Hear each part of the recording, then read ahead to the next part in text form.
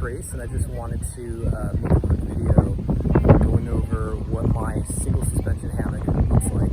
When I tell people online or mention I use single suspension, they ask for the details, and it's kind of hard to put in words, so I figured I'd just show you. So I'm going to walk through the why single suspension is awesome. It's one of the biggest, I guess the biggest nerdy breakthrough I've made in my nerdery, that is ultralight hammocking and backpacking. I'm going to walk through what it is I'm using, what exactly the components are, and why some of them are required to make this work. And then I'm going to walk through how you actually set it up. So let's take a look at it. So this is what we're looking at, and what I've done, this is a little bit wider, just for the sake of the demo. Usually my walls would be a little closer to the hammock, or if it was a hot day, maybe not.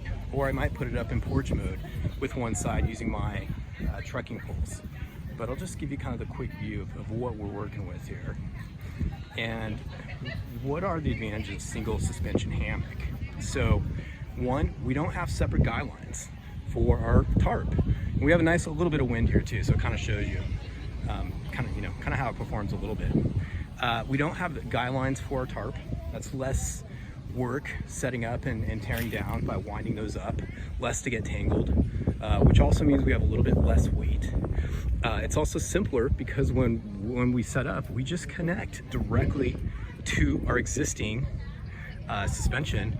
And also something else that's another advantage is going to be that when no matter how close you pitch your tarp to your hammock, once you get into your hammock, typically your hammock's gonna sink down, and so you're gonna have a little bit of separation.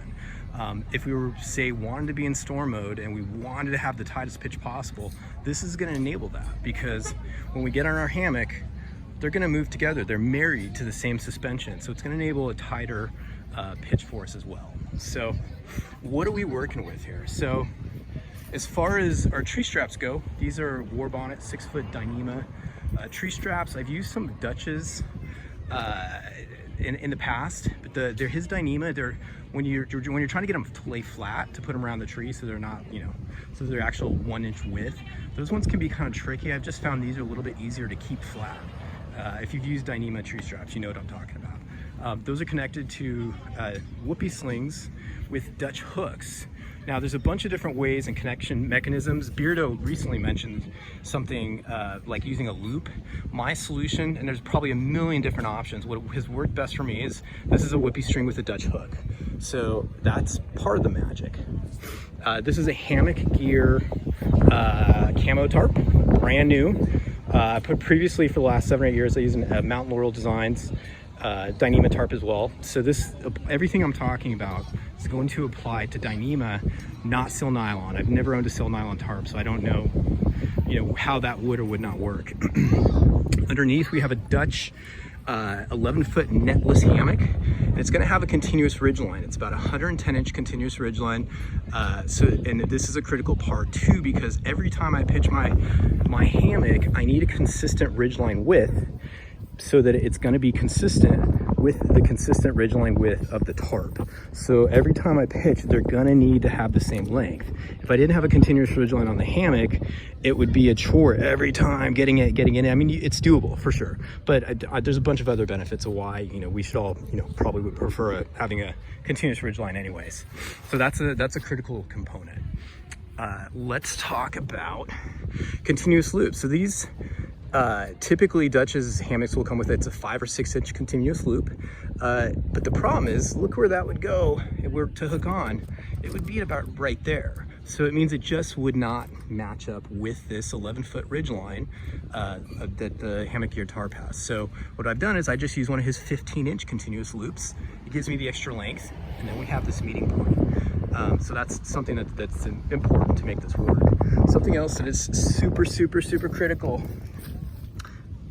your stakes. So as I show you how I set this up, once you get in the tarp, get in the hammock, there's going to be some sag in the tarp, so we're going to need to reach around to all 4 corners, tighten them up. Then you have this ultra tight, beautiful pitch on your tarp. When you get out of it, so your weight no longer be on the hammock means your hammock's going to come a little bit, and it's going to have some increased tension on the tarp. If you're using weak stakes, this 100% is not going to work. If you're using titanium shepherd hooks, I just, even no matter what tarp I'm using, I've just learned, I've been in some situations with, you know, a foot of snow, wide out, crazy wind, where if I'd had titanium hooks, I would not have been able to get it to stay. So the best advice I can give everybody is throw your titanium hooks in the garbage and use whatever works for you, but use the extra grams are worth it. It's a critical part of this setup, so just something to think about. And then finally, let's talk about our cordage. So I personally am never going to buy a tarp or a tent that has anything but line lock 3s on the ends. It's just, they're the easiest, simplest, most foolproof in my opinion. The cordage I'm using, now what I've recently learned is line lock 3s should take, they want to see 3mm guy line. I was using Lawson 2mm for the last 6 or 7 years. 99% of the time it's fine. However, I have had heavy winds like on the Trans-Catalina Trail. I don't know how heavy, 40 miles an hour, 30, 50, it's hard to tell, but enough to where they did start to fail a few times. And on these, I have just created these little mini guy lines. These are also line lock 3s. I was consistently having slippage, so I was having to do a slippery hitch to lock them in. These are 2.5mm. From what I've read, these are going to be fine. I've yet to see. You'll be fine with the 2mm, but you will have slippage, and on these ridgeline guy lines, there are issues if you don't lock them off. So, just something to think about. And I've been really happy with Lawson's guy line. And I think that's all the critical components. So how do we, you know, so let's just take a look at this what I've done here is I've just, and then on these, what I found for my corner guy lines is 5.5 feet is perfect. This gives me enough length where if I want to go into porch mode and pull up the side and use my trekking poles to create my porch, it's perfect. So that's where I'm at with those. What I've done with these are, I don't know, 8 inches or something total, and you have to cut more because you got to create the loops. And I was having trouble. Sometimes it's, especially at the end of the day, if it's snowing or raining or you're tired, sometimes I would connect the wrong loop. And the same with my guy lines on the corners. So what I've started doing now is the part that's going to connect to this Dutch hook or to my my stakes is going to be a tiny loop, and then the loop that I'm going to pull through is going to be a big loop, kind of exaggerated. And the reason why I do a big loop on these corners as well is because if I'm in snow or somewhere where I can't get a stake in, I can loop this, just loop it through here, and then I don't know if it'll do it with one hand, we'll see. Then I can put it on a rock or whatever. Oops. So I can do this. So I can actually anchor, you know, by doing one of these things. So that's why I put a loop on the end, and if I need to, and I've only done that a couple times, but that's something that's useful. So that's why I'm going to have a loop there as well. So the last piece of this, and I can get this super tight. I could actually make this ridgeline tighter if I wanted, but this is really good. You can get it as tight as you want. So once you get in the hammock, again, what I'm gonna have to do, we'll do it right now, we'll get this thing tightened up, is there's gonna be a little bit of sag. So with my butt in my hammock, it's hard when I'm filming, I'm literally just gonna go around, tighten each one up. I've done this hundreds of nights. A concern at first was, okay, is my tarp gonna tear, or what's gonna happen with this increased tension?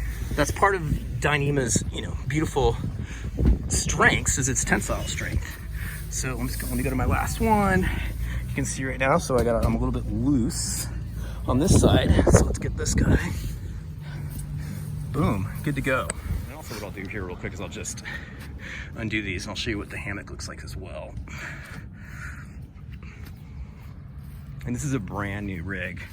I was previously using an MLD tarp, but they're not. And I was gonna buy a new one that has a 10.5 inch ridge line, but they're currently just trying to get caught up on their packs and things. So they've taken they're not selling their hammock tarps as of right now. And this is what the hammock looks like. That's a hammock gear 20-degree underquilt. And then this is what pull the hammock out here. And then that's what the hammock looks like. This is my brand new kind of green camo theme rig. And then traditionally what I would do, I've never used a ridgeline organizer. Typically what I do is I have a little beaner, and at the end of the day I put my hat, I connect my hat to the beaner, and that creates a little pocket. I would stick all my iPhone and my AirPods in, and then I have a little loop on my smart water bottle. at the top that I create with some cord, and I would actually clip that in and hang my bottle. But I'm going to give him this a shot for the first time, because you can stick your bottle right there, and then obviously there's pockets and things. So this is my brand new setup using single suspension. If you have any questions, please don't hesitate. Cheers.